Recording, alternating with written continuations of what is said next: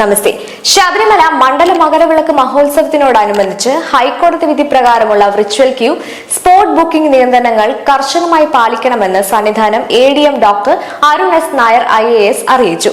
Sannidhanam Devaswom conference ഹാളിൽ ചേർന്ന 4ാമത് ഉന്നതതല അവലോകന യോഗത്തിലാണ് തീരുമാനം. തിരക്ക് നിയന്ത്രിക്കുന്നതിനും സുരക്ഷിതമായ ദർശനം ഉറപ്പാക്കുന്നതിനും വിർച്വൽ ക്യൂ വഴി ബുക്ക് ചെയ്ത ദിവസങ്ങളിൽ തന്നെ ഭക്തർ ദർശനത്തിനെത്താൻ ശ്രദ്ധിക്കണം.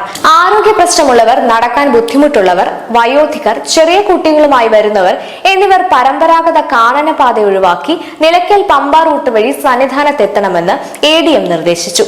കാനനപാതയിൽ തിരക്ക് വർദ്ധിക്കുന്ന സാഹചര്യത്തിൽ അടിയന്തര വൈദ്യസഹായവും ആംബുലൻസ് സൗകര്യവും ലഭ്യമാക്കുന്നതിലെ പ്രായോഗിക ബുദ്ധിമുട്ട് കണക്കിലെടുത്താണിത്. കഴിഞ്ഞ ദിവസങ്ങളിലൊക്കെ ബഹുമാനപ്പെട്ട ഹൈക്കോടതിയുടെ കൂടി വിധിയുടെ പശ്ചാത്തലത്തിൽ വിർച്വൽ ക്യൂ നിർബന്ധിതമാക്കിയിട്ടുണ്ട്, സ്പോട്ട് ബുക്കിംഗും നിർബന്ധിതമാക്കിയിട്ടുണ്ട്. അപ്പോൾ ഭക്തർ തീർച്ചയായിട്ടും വിർച്വൽ ക്യൂ അല്ലെങ്കിൽ കോടതി അനുവദിച്ചു തന്നിട്ടുള്ള നമ്പർ എണ്ണം സ്പോട്ട് ബുക്കിങ്ങുകളിൽ തന്നെ കൃത്യമായി വരാൻ ശ്രമിക്കുക. വിർച്വൽ ക്യൂ ലഭ്യമായ അതേ ദിവസങ്ങളിൽ തന്നെ ഭക്തർ ശബരിമല ദർശനത്തിനായി തിരഞ്ഞെടുക്കുക എന്നുള്ളൊരു അഭ്യർത്ഥന കൂടി മുന്നോട്ടേക്ക് വെക്കുകയാണ്.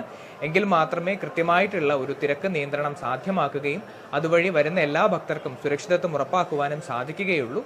പ്രധാനപ്പെട്ട വകുപ്പുകളായിട്ടുള്ള ദേവസ്വം, പോലീസ്, റവന്യൂ, ആരോഗ്യം, അതുപോലെ തന്നെ വാട്ടർ അതോറിറ്റി, KSEB, ഫോറസ്റ്റ് തുടങ്ങി എല്ലാ വകുപ്പുകളുടെയും കൃത്യമായ ഏകോപനത്തോടു കൂടിയാണ് നിലവിൽ വളരെ പോസിറ്റീവായിട്ടുള്ള രീതിയിൽ നമ്മുടെ മണ്ഡലവിളക്ക് ഉത്സവം മുന്നോട്ടേക്ക് പോകുന്നത്.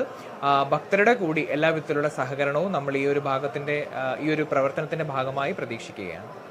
ഭക്തർ ശ്രദ്ധിക്കേണ്ട കുറച്ചധികം കാര്യങ്ങളുണ്ട്. അതിലൊന്ന്, നമ്മുടെ സ്പോട്ട് ബുക്കിംഗ് അല്ലെങ്കിൽ വിർച്വൽ ക്യൂ കൃത്യമായിട്ട് ലഭ്യമാക്കി അതേ ദിവസങ്ങളിൽ തന്നെ വരിക എന്നുള്ളതാണ്. 2, നമ്മുടെ ശബരിമല ഒരു കാനന ക്ഷേത്രമായതുകൊണ്ട് തന്നെ പ്ലാസ്റ്റിക് ഉൾപ്പെടെയുള്ള കാര്യങ്ങൾ വലിച്ചെറിയാതിരിക്കുക, പൊതു ഇടം മലിനമാക്കാതിരിക്കുക തുടങ്ങിയ കാര്യങ്ങളാണ്. അതോടൊപ്പം തന്നെ കാനന പാതയിലൂടെ വരുന്ന ഭക്തരുടെ ശ്രദ്ധയ്ക്ക് വേണ്ടിയിട്ട് ഏതെങ്കിലും തരത്തിലുള്ള അസുഖങ്ങളുള്ളവർ, നടക്കാൻ ബുദ്ധിമുട്ടുള്ളവർ, പ്രായമുള്ളവർ, ചെറിയ കുട്ടികളുമായി വരുന്നവർ ഇവരൊക്കെ തന്നെ കാനനപാത ഒഴിവാക്കി നിലയ്ക്കൽ പമ്പ റൂട്ടിൽ വരുന്നതായിരിക്കും ഏറ്റവും ഉചിതമായിട്ട് കാണുന്നത്. കാരണം കാനനപാതയിലൂടെ വരുന്നവർക്ക് പാതയുടെ മധ്യഭാഗത്തൊക്കെ വെച്ച് നിരവധിയായിട്ടുള്ള ആരോഗ്യ പ്രശ്നങ്ങൾ വരുന്നുണ്ട്. അവിടേക്ക് ആംബുലൻസുകളോ മറ്റ് സൗകര്യങ്ങളോ നമുക്ക് എത്തിക്കാൻ പറ്റാത്തതാണ്. അപ്പോൾ വനപാലകരോ അല്ലെങ്കിൽ ഫയർഫോഴ്സോ NDRF ഒക്കെ അവരെ എടുത്തുകൊണ്ട് അല്ലെങ്കിൽ ചുമന്നുകൊണ്ട് ഒരു അടുത്ത പോയിന്റിലേക്ക് കൊണ്ടെത്തിക്കേണ്ടി വരുന്ന ദുർഘടമായിട്ടുള്ള പ്രവർത്തനങ്ങളും നടക്കുന്നുണ്ട്.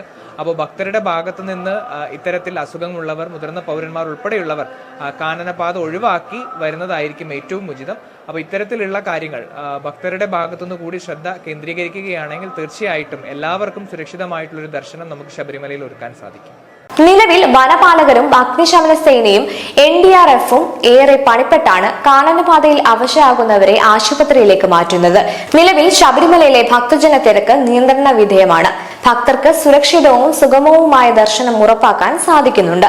മണ്ഡലവിളക്കുമായി ബന്ധപ്പെട്ട തിരക്ക് നിയന്ത്രിക്കുന്നതിനുള്ള ക്രമീകരണങ്ങളും വിവിധ വകുപ്പുകൾ ഏകോപിപ്പിച്ച് നടത്തേണ്ട പ്രവർത്തനങ്ങളും യോഗം വിലയിരുത്തി.